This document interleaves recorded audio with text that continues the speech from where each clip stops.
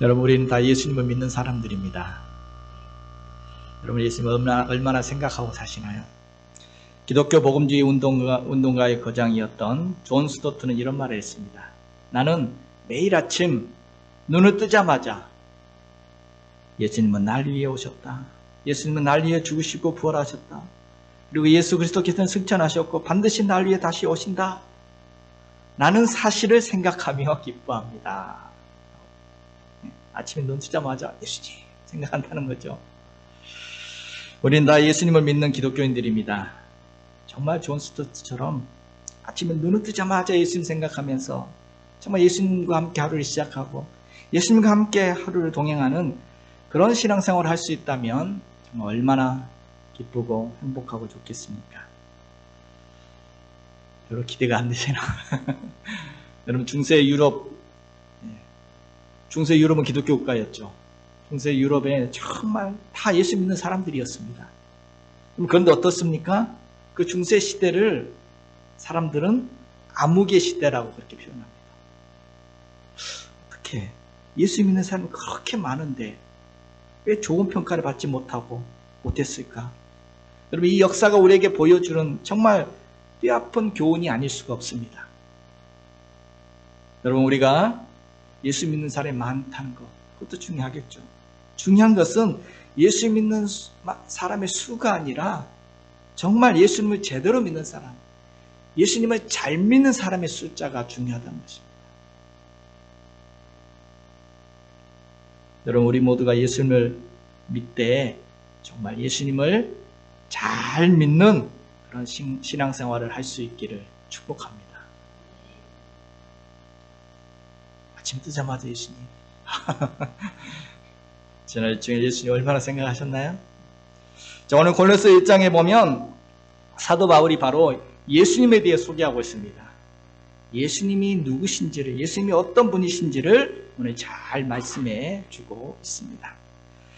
배경을 보면 이 골로새 이 교회는 사도 바울이 세운 교회가 아닙니다. 바울의 제자였던 에바브라라는 사람이 세운 교회입니다. 그래서 골로새 1장 7절 8절을 보면 이렇게 되어 있죠. 우리와 함께 종된 사랑하는 에바브라에게 너희가 배웠나니 그는 너희를 위한 그리스도의 신실한 일꾼이요 성령 안에서 너희 사랑을 우리에게 알린 자니라. 이렇게 됩니다. 에바브라는 사람이 에베소에 와서 복음을 들었습니다. 바울이 에베소에서 2년 동안 있었죠. 에베소에서 두란노 서원을 세우고 말씀을 강론하고 있었는데 이 골로새는 에베소 가까운 곳입니다. 골로새에 살던 이 에바브라가 에베소에 와서 사도 바울에게 배운 겁니다. 말씀을 배웠습니다. 복음을 들었습니다. 그리고 자기 고향이었던 골로새에 가서 그가 전도해서 교회를 세운 것입니다. 그게 골로새 교회입니다. 이 에바브라는 수시로 바울에게 와서 자기가 세운 이 골로새 교회가 지금 어떻게 되고 있다는 것을 교회 소식을 늘 이렇게 바울에게 알려주었습니다. 그런데 한 번은 이 골로새 교회에 문제가 생겼다는 것입니다. 다른 문제가 아니라 이단들이 들어와서 이단들로 인해서 골로새 교회가 지금 흔들리고 있다. 이런 소식을 듣게 되었습니다. 그래서 오늘 편지를 쓰게 된 겁니다. 바울이 로마 감옥에 있을 때 에베소서를 쓰고 골로새를 쓰고 거의 비슷한 시기에 편지를 씁니다. 골로새서 이 편지를 쓰게 되었습니다. 무슨 내용이겠습니까? 오직 예수, 이 이야기. 이 골로새 교인들에게 오직 예수의 믿음을 갖고 살아가기를 원하는 마음에 편지를 쓰게 된 것입니다. 왜요? 바로 이런 오직 예수의 신앙을 가질 때에 이단에 이렇게 흔들리지 않을 수 있기 때문입니다. 여러분, 골로새 교회에 들어온 이단 그들의 주장은 한마디로 말하면 예수만 믿으면 안 된다 이겁니다. 예수만 믿으면 부족하다. 예수 믿는 것도 좋지만 예수만 믿어서는 부족하다. 더 필요하다. 그래서 영지주의 사상들, 신비한 영적 지혜가 필요하다. 이런 것들을 알아야 된다.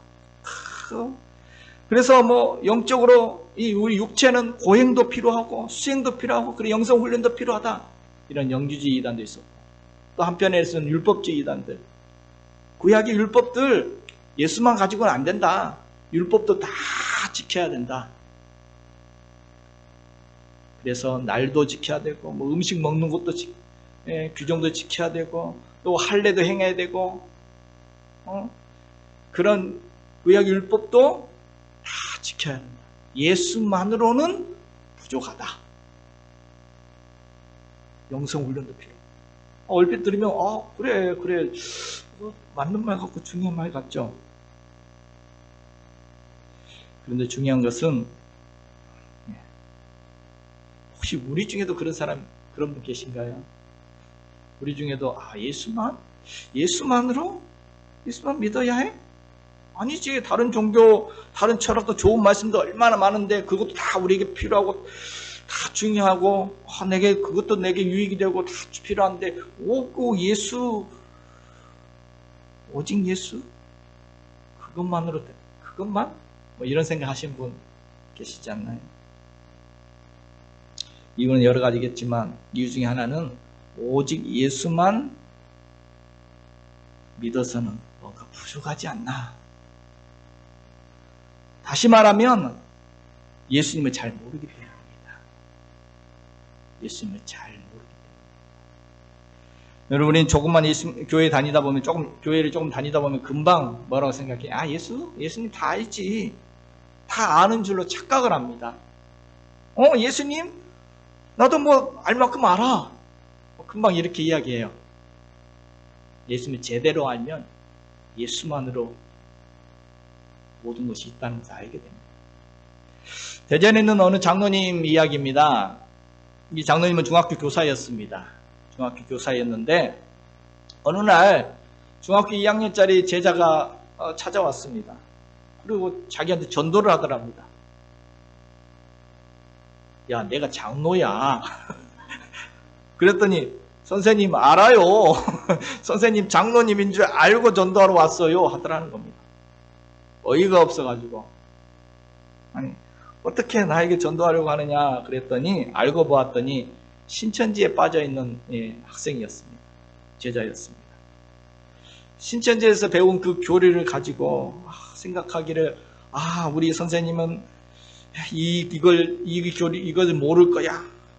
그 교회는 다 타락했는데 타락한 교회 장로이시니까 이 교리를 배워야 해. 우리 사랑하는 우리 선생님에게 꼭 이걸 전해줘야 해. 이런 사명감으로 온 겁니다. 장로님이 하도 어이가 없어가지고 그래 좋다. 너가 지금 말하고 싶은 거 그거 좀 글로 적어주라 하면서 A4 용지를 줬더니 한 장 더 달래. 또 더 달래. 4장을 넉 장을 적어가지고 주더랍니다. 이 장로님 깜짝 놀랐어요. 깜짝 놀래가지고 그 주간 주일날 중등부 교사였으니까 자기가 섬기는 교회 중등부 아이들에게 종이 주고 한번 써보라. 너는 왜 예수를 믿어야 하는지, 도대체 예수님은 어떤 분이시길래 예수를 믿어야 하는지 한번 써봐라 했더니 애들이 서너 줄 쓰기도 힘들어 하더라는 겁니다. 여러분 몇 장이나 쓸까요? 여러분에게 써보라면 예수님에 대해서. 예수님 얼마나 아십니까? 다 알아요. 왜 예수님을 믿어야 하는지, 도대체 예수님은 누구신지 여러분 얼마만큼 알고 계시나요?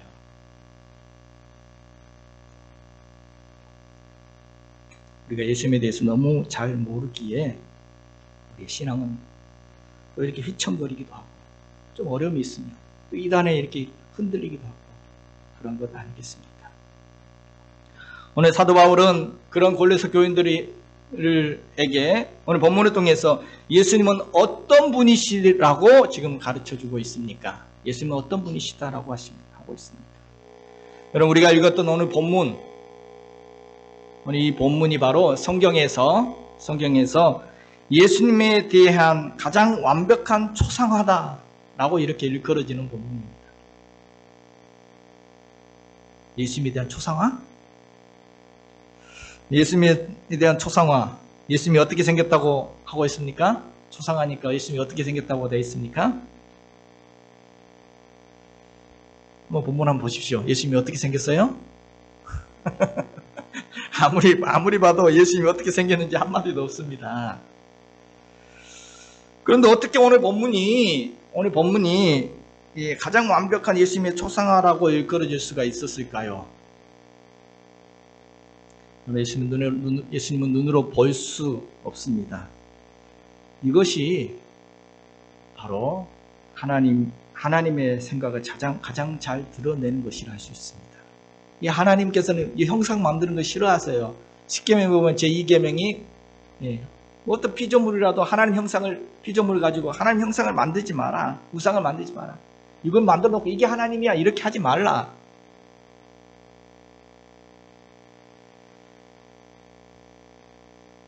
근데 우리는 어때요? 한번 예수님 보고 싶어.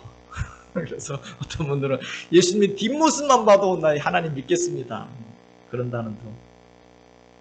또 그런 이야기도 있죠. 눈이 쌓여있는 눈이 녹았는데 그게 예수님 형상이 나타났어.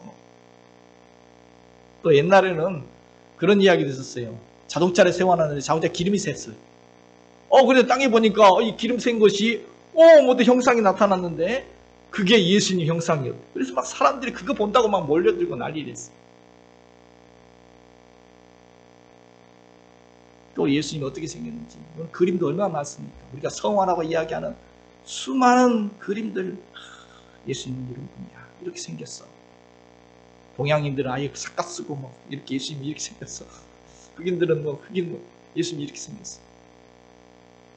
성지순례 가보면 예수님의 표준 영정이라고 이런 것도 눈썹이 짙고 쌍꺼풀 있고 그거 한번 보고 오면은 각인이 돼가지고 예수님 하면 각인. 예수님 그렇습니까? 중요한 것은 이 모든 게 다 엉터리다는 거죠. 다 가짜라는 거죠. 예수님 뼈조각 하나 남겨놓지 않았습니다.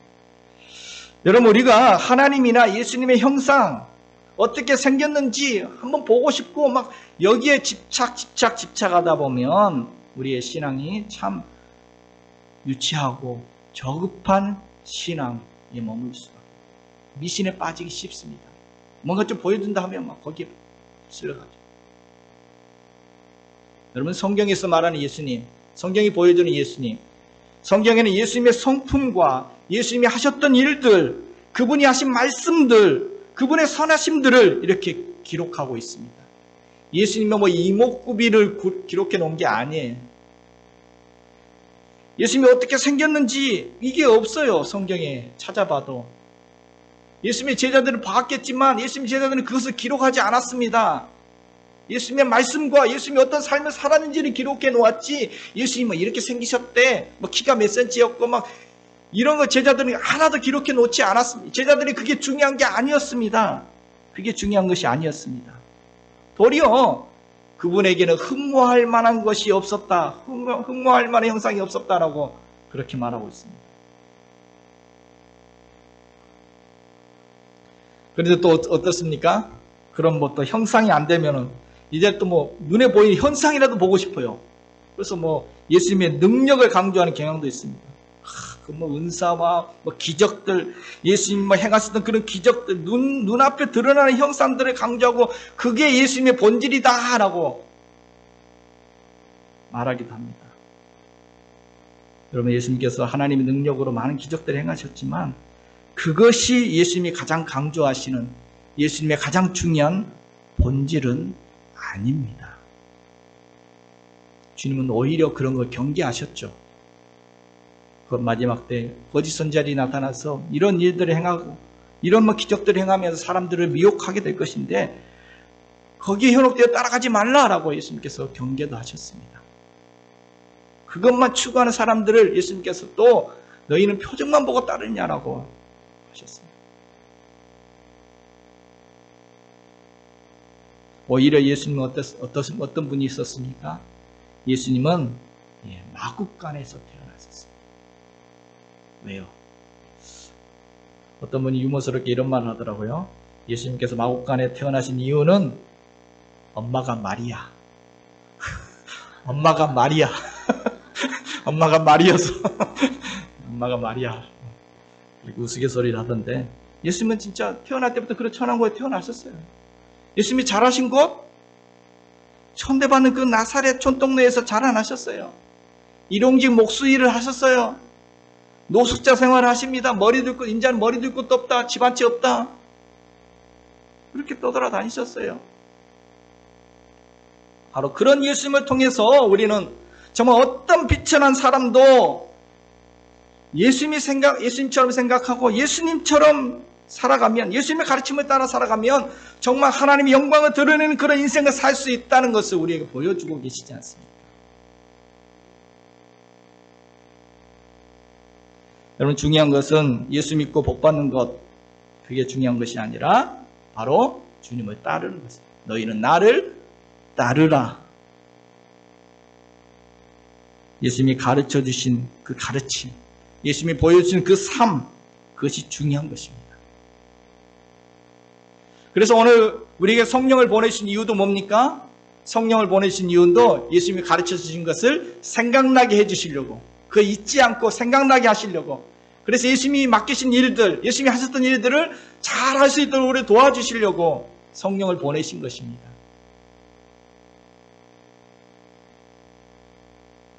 그러므로 어떤 형상이나 어떤 능력으로 예수를 믿으려고 하다 보면 우리가 정말 낮은 수준의 신앙에 빠지기 쉽습니다. 그래서 뭐 형상이나 무슨 계시나 환상이나 뭐 이런 것들을 추구하고 거기에 빠지다 보면 진짜 중요한 예수님의 가르침에는 등을 돌리게 됩니다. 예수님의 진짜 더 깊은 말씀들은 보지 못하고 막 눈에 보이는 것만 쫓게 되기 쉽다는 거죠. 그래서 예수님께서는 뭐라고 말씀하셨습니까? 도마에게 하셨던 말씀이 있었죠. 너는 나를 본고로 믿느냐? 보지 못하고 믿는 자들은 복되도다. 그게 진짜 참 큰 신앙이고 믿음이에요. 그분이 어떻게 생겼는지, 그게 뭐 어떻게 생겼든 간에, 뭐 서양인처럼 생겼든 동양인처럼 생겼든 어떻게 생겼든 간에 본질은 그분의 가르침입니다. 본질은 그분이 어떤 삶을 사셨는가 우리에게 보여주신 그것입니다. 예수님의 말씀 그 자체가 예수님을 표현해주는 가장 중요한 것입니다. 여러분, 우리가 예수님의 제자가 된다는 것, 그래서 우리가 바로 예수님을 따르는 제자 된다는 것, 이게 중요해요. 나를 따르라. 그래서 하나님께서도 하나님께서 말씀하시기에 하나님은 말씀이시다. 하나님은 말씀이시다라고 하셨습니다. 하나님은 뭐라고요? 하나님은 말씀이시다. 이 성경 말씀이 곧 하나님이시라는 거죠. 그러면 또 목사님, 성경이 하나님이시네요. 성경이 하나님이시구나. 또 그럴 분 계실까 봐서 말씀드립니다. 성경이 하나님이란 게 아니라 이 말씀을 읽고 듣고, 그래서 그 말씀 가운데 하나님과 인격적 만남이 이루어지고 그 말씀 속에 하나님 뜻을 깨닫고, 바로 그럴 때 우리는 하나님을 보게 되고 하나님을 만나게 되고 하나님을 알게 된다는 거예요. 예수님을 알게 된다는 것입니다. 무슨 뭐 초상화 보고 예수님을 알게 된 것이 아니라 이 말씀을 통해서 우리는 예수님을 알게 된다는 것입니다. 예수님을 볼 수 있습니다. 가장 완벽한 예수님의 초상화. 오늘 이 본문, 이 성경 구절, 오늘 이 말씀은 예수님은 어떤 분이라고 지금 소개하고 있습니까? 한번 말씀 다시 한번 들여다봅니다. 예수님이 어떤 분이시다? 먼저는 예수님이 우리의 구원자라는 것을 먼저 소개하고 있습니다. 13절 14절 같이 보겠습니다. 그가 우리를 흑암의 권세에서 건져내사 그의 사랑의 아들의 나라로 옮기셨으니 그 아들 안에서 우리가 속량 곧 죄사함을 얻었도다. 아멘. 건져냈다는 말이 구원하셨다는 그런 말입니다. 예수님 바로 우리의 구원자이십니다. 예수라는 이름 자체가 죄에서 우리를 구원한다는 뜻입니다. 흑암의 권세, 죄의 권세에 빠져서 그 권세에 갇혀서 죄의 종로를 타고 있던 그런 삶을 살아가던 오늘 우리를 거기서 건져내셨다. 마치 하나님이 모세를 보내서 애굽에서 이스라엘 백성들을 건져내 출애굽시켰던 것처럼 하나님께서 예수 그리스도를 보내서 우리를 이 죄의 권세에 살아가던 흑암의 권세에 살아가던 우리를 건져내 주셨다는 것입니다. 어떻게? 그 아들 안에서 우리가 속량 곧 죄사함을 받았다. 예수님의 그 십자가의 은혜로 우리가 속량 곧 죄사함을 얻게 되었습니다. 그리고 이제는 어떻게 되었습니까? 그의 사랑하는 아들의 나라로 옮기셨다. 이제는 하나님의 나라, 이제는 예수 그리스도의 나라의 백성으로 살아가게 해주셨습니다. 이제는 예수님을 따라 살아가게 해주셨습니다. 이제는 완전히 새로운 삶을 살아가게 해주셨습니다. 이제는 완전히 거듭난 삶을 살아가게 해주셨습니다. 예수님이 보여주신 삶, 예수님이 말씀하신 그 삶을 따라서 하나님과 사랑을 나누는, 그런 하나님의 자녀된 권세를 누리는 그러한 새로운 삶을 살게 해주신 것입니다. 또 오늘 본문에 예수님은 어떤 분이시다? 15절부터 17절까지 내용은 예수님은 창조주이심을 말씀해 주십니다. 예수님은 창조주 하나님이시다. 그분이 하나님을 우리에게 보여주시는 분이시다. 하늘에 있는 것이나 땅에 있는 것이나 보이는 것들이나 보이지 않는 것들, 또 왕권이나 주권이나 권력이나 권세나 이 모든 것들이 다 그로 말미암아 창조되었고 그를 위하여 창조되었다. 그분은 만물보다 먼저 계셨고 만물은 그분 안에서 존속한다. 바로 예수님께서 창조주 하나님이시다. 그리고 오늘 우리는 그를 위하여 하나님의 영광을 위해서 창조된 존재들인 것을 말해주고 있습니다. 또 오늘 17절부터 19절 같이 읽어볼까요? 그는 몸인 교회의 머리시라. 그가 근본이시요 죽은 자들 가운데서 먼저 나신 이시니 이는 친히 만물의 으뜸이 되려 하심이요 아버지께서는 모든 충만으로 예수 안에 거하게 하시고, 여기 보면은 예수님이 교회의 머리가 되신다. 또 부활에 다시 먼저 나신, 죽은 자 가운데 먼저 나신 부활의 첫 열매시다. 우리 인생의 주인 되신 분이심을 말해줍니다. 예수님은 당신의 몸인 교회의 머리가 되십니다. 오늘 우리가 이렇게 모여서 교회로 모여서 예배를 드리고 있는데, 우리가 이렇게 교회로 모여 드리고 있을 때 예수님은 뭐 저 천국 하늘 보좌에만 앉아 계시는 것이 아니라는 것입니다. 예수님은 이곳에 함께 하십니다. 우리가 예수님의 몸이고 예수님은 우리의 몸된 교회의 머리가 되신다. 예수님은 부활의 첫 열매가 되시고 예수님은 만물의 으뜸이 되시고 우리 인생의 주인이 되어 주십니다. 그리고 19절 말씀처럼 아버지께는 모든 충만으로 예수 안에 거하겠습니다. 하나님의 모든 충만이 어디 안에 거한다? 예수 안에 모든 충만이 있다는 거예요. 여러분, 어떤 인생이 축복된 인생인지 가르쳐 줍니다. 그러니까 내가 지금 무슨 어떤 일을 할 때 이것이 내게 돈이 얼마나 생기느냐 이게 중요한 것이 아니라 지금 내가 예수 안에서 하고 있느냐 이게 중요하다는 것입니다. 내가 하는 이 일이 예수 안에서 이루어지는 그 여부가 굉장히 중요하다는 것입니다. 여러분, 우리가 어떤 일들을 판단할 때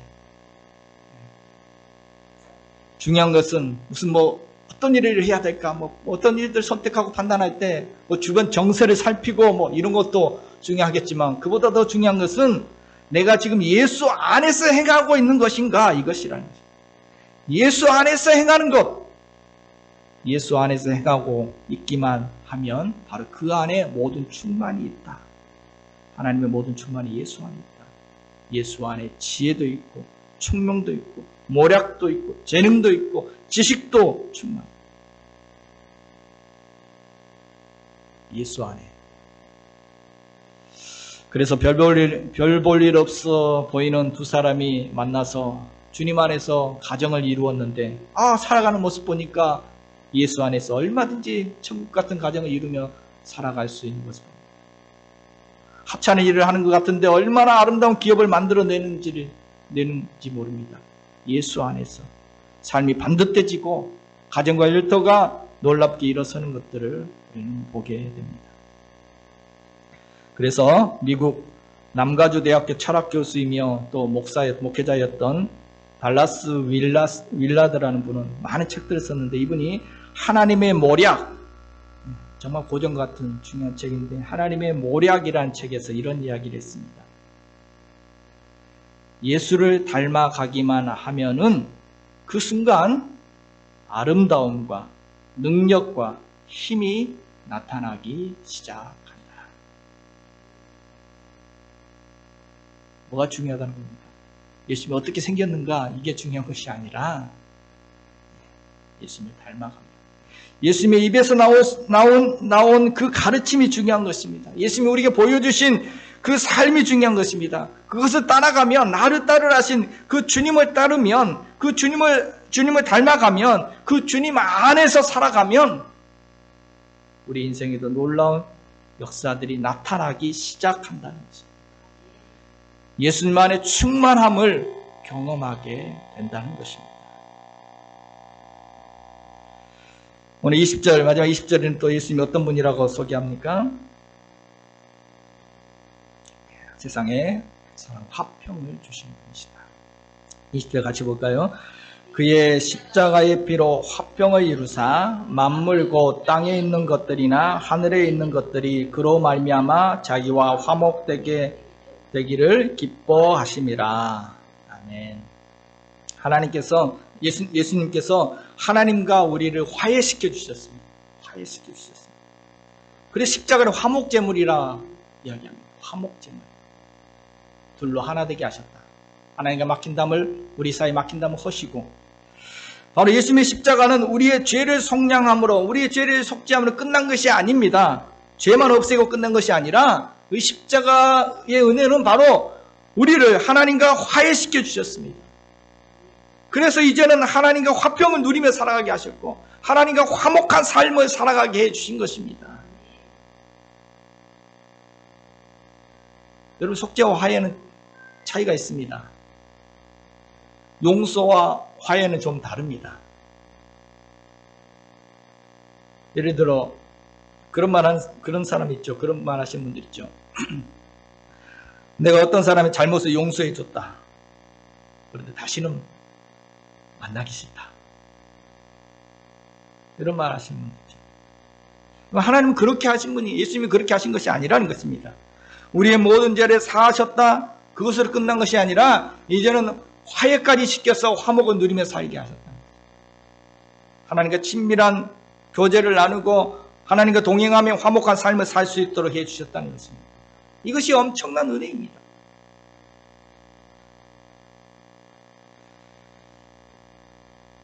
그래서 오늘 우리도 예수님을 정말 제대로 믿으면 예수님을 잘 믿으면 바로 이런 화해자의 삶을 화평케 하는 자의 삶을 살게 됩니다. 아유, 용서할게. 용서하면 되지 뭐. 용서한다니까? 그러나 그 사람 다시는 엮이기 싫어. 이게 용서가 아니라는 것이죠. 진짜 용서가 아닙니다. 십자가의 은혜를 경험한 사람은 그렇게 하는 것이 아닙니다. 우리의 죄를 용서하실 뿐만 아니라 그 십자가의 용서라는 것은 그 죄를 용서함을 끝난 것이 아니라 그 사람을 받아주고 사랑하는 것까지 나아가는 것이 십자가의 사랑이라는 것입니다. 여러분, 오늘 본문은 이렇게 예수님의 초상화를 우리에게 보여줍니다. 예수님이 완벽한 초상화. 예수님이 이런 분이다라고 우리에게 소개해주고 있습니다. 이제 예수님이 어떤 분인지 보이십니까? 잘 안 보이면 예수님이 누구신가? 여러분, 찬송가에도 예수님이 누구신지 정말 잘 표현해주는 찬송가 있습니다. 찬송가 96장에 보면 예수님이 어떤 분인지 우리에게 잘 알려주거든요.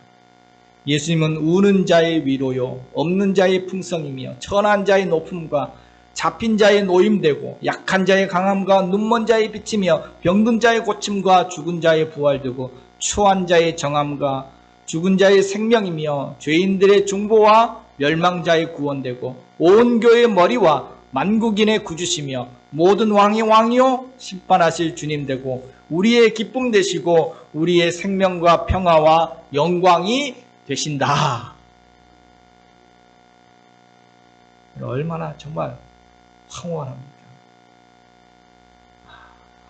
아니, 예수님이 이런 분이시라고? 야, 예수님이 이런 분이시단 말이야? 여러분, 실제로 우리의 삶의 현장 속에서 바로 이런 주님을 체험해야 되지 않겠습니까? 이런 주님을 만나야 않겠습니까? 이런 주님을 보아야 하지 않겠습니까? 이런 주님을 알아야 하지 않겠습니까? 이런 주님을 누려야 하지 않겠습니까? 이런 주님을 따라가야 하지 않겠습니까? 지금 우리 앞에 바로 이런 예수님의 은혜가 우리 앞에 펼쳐져 있는 줄로 믿습니다. 그러므로 우리는 오직 예수의 신앙으로 살아가야 할 줄로 있습니다. 예수님께서 이런 말씀하셨습니다. 요한복음 14장 12절을 보면 같이 한번 보겠습니다. 내가 진실로 진실로 너희에게 이르노니 나를 믿는 자는 내가 하는 일을 그도 할 것이요 또한 그보다 큰 일도 하리니 이는 내가 아버지께로 감이라. 아멘. 예수님의 고별 설교와 같은 부분이죠. 예수님의 고별 설교, 내가 아버지께 간다. 예수님께서 아버지께 가시고 이제는 예수님께서 아버지께로 가시니 이제는 너희가 내가 할 일을 할 것이다. 아니, 그보다 더 큰 일도 하게 될 것이다. 이렇게 말씀하셨습니다. 여러분, 무슨 얘기입니까? 예수님께서 이제 아버지께로 가셔서 하나님 우편에 앉아 계시는데, 그럼 우리는 예수님 가셔서 하나님 우편, 그럼 우리는 예수님 꿈에라도 한번 나타내 주십시오. 예수님 음성이라도 한번 들려주시면 하나님 잘 믿겠습니다. 그러고 있는 것이 예수님 보실 때 정말 얼마나 정말 안타까운 모습입니까? 예수님이 아버지께로 가셨는데 이제 우리는 어떻게 신앙생활 해야 한다는 겁니까? 주님이 이미 다 가르쳐 주셨습니다. 우리에게 다 가르쳐 주셨습니다. 또 그 삶을 통해서 다 보여주셨습니다. 이제는 우리가 주님이 하신 그 일을 이제 우리가 하면 된다는 것입니다. 이게 우리가 신앙생활 제대로 하는 것입니다. 이것이 우리가 할 일이라는 것입니다. 보여주세요 이것만 하고 있는 것이 아니라 예수님이 가르쳐 놓은 것, 마태복음, 마가복음, 마태, 마가, 누가, 요한복음, 사복음서 합쳐봤자 이만큼밖에 안 됩니다. 많은 것도 아니에요. 우리 가르쳐 주신 게. 아무리 두꺼워도 가르침을 1번부터 한번 쭉 그 목록을 적어본다 해도 100가지도 넘지 않습니다. 아니, 그것도 너무 많다 할 것 같아가지고 예수님께 또 한 가지를 딱 줄여놨었습니다. 한 가지 요약해 놓으셨습니다. 내 계명은 이거다. 마지막 십자가 지기 전날밤 하신 말씀, 내 계명은 이거다. 새 계명을 주겠다. 내 계명은 너희가 서로 사랑하라. 내가 너에게 보여준 거 그대로, 내가 말하고 내가 너에게 보여준 그대로 그렇게 사랑하면 된다. 그러면 모든 사람이 이 사람이 예수님 따르는 제자구나 하고 알게 될 것이다. 어떤 공장에서 기계가 덜컹 고장났습니다. 기계가 멈췄습니다.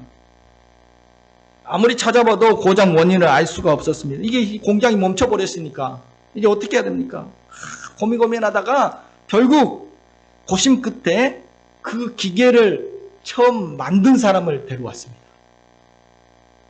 기계 만든 사람 불러왔습니다. 그랬더니 이 양반이 한번 이렇게 기계를 보더니 어느 한쪽에다가 X자를 하나 딱 쳐주고 갔습니다. 이 부분이 고장났다 그 말이죠. 찾아준 거죠. 그리고 나서 집에 가더니 청구서리 1억. 아니, X자나 치고 가가지고 1억이라니. 물론 그 기계가 하면 몇십억 되겠죠. 무슨 뜻입니까? 창조한 사람은, 만든 사람은 안다는 얘기입니다. 어디가 고장이고, 어디를 고쳐야 되고, 어떻게 살아야 되고. 이건 돈으로 환산할 수 없는 것입니다. 여러분, 우리를 만드신 하나님, 창조주 예수님께서 우리의 삶의 자리에 우리에게 가르쳐 주셨다? 그 엄청난 가르침이고 돈으로 환산할 수 없는 것입니다.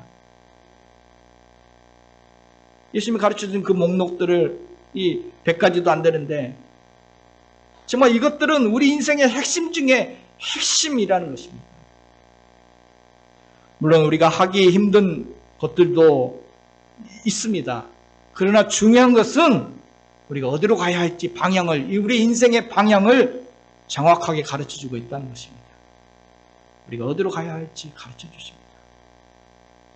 여러분, 예수님은 사진 한 장 남겨놓지 않으셨습니다. 초상화도 없습니다.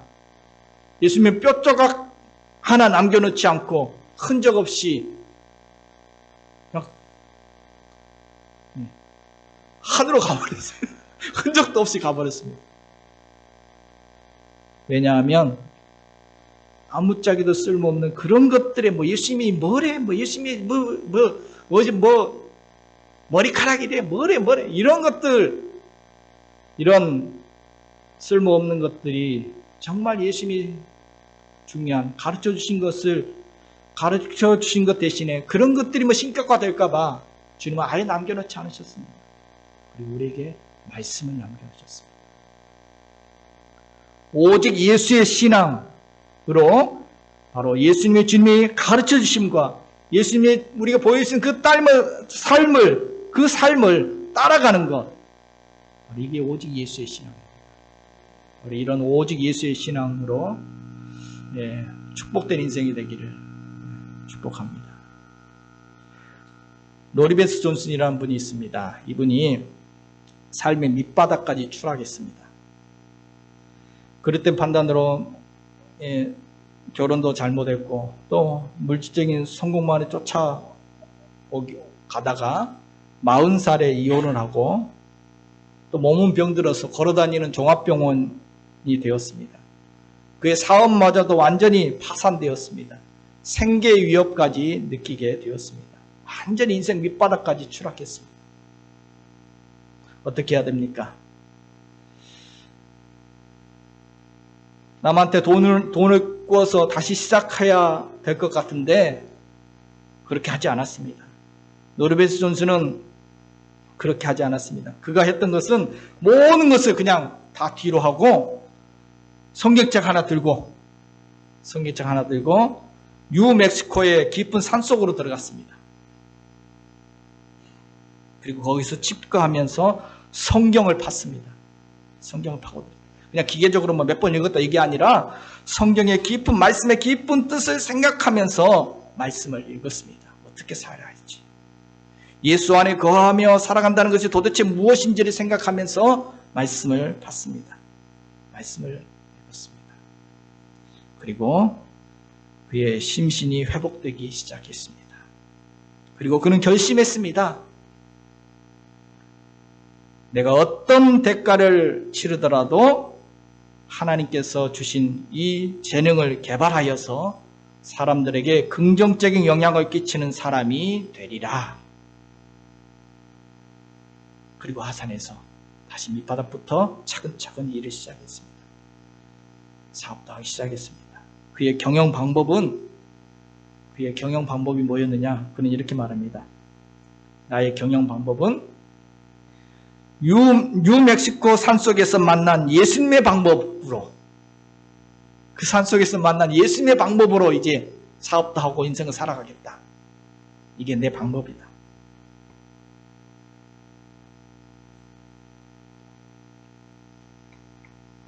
현재 노리베스 존슨은 광고 마케팅 비즈니스 개발 회사인 존스 그룹 창업자이자 회장이 되었고, 또 방송 디자인, 문화, 스포츠 다양한 분야에서 자신의 재능을 발휘하면서 풍성한 삶을 살아가고 있고, 또 많은 일자리를 창출하며 또 많은 사람들에게 풍성함을 나누어주며 선한 영향력을 끼치며 살아가고 있습니다. 그가 책들을 썼습니다. 뉴멕시코 산에서 만난 예수님과 예수님의 삶의 방법, 이런 것들을 책으로 썼는데, 이게 예수 CEO, 최고 경영자 예수, 여기에 담고 있습니다. 누구나 다 예수님의 방법으로 살아가면 바로 예수 CEO가 될 수 있다라고 말합니다. 그리고 또 영적 기업가 예수, 인생 코치 예수, 최고 팀밸리 예수, 이런 책들을 줄줄이 썼습니다. 그가 그 산에서 말씀을 통해서 어떤 예수님을 만났을까? 몇 가지 추려보면 이렇게 말하고 있습니다. 그가 내용 몇 가지 추려보면 예수님은 어떤 분이신가? 예수님은 남을 비판하는데 자신의 시간과 에너지를 낭비하지 않았다.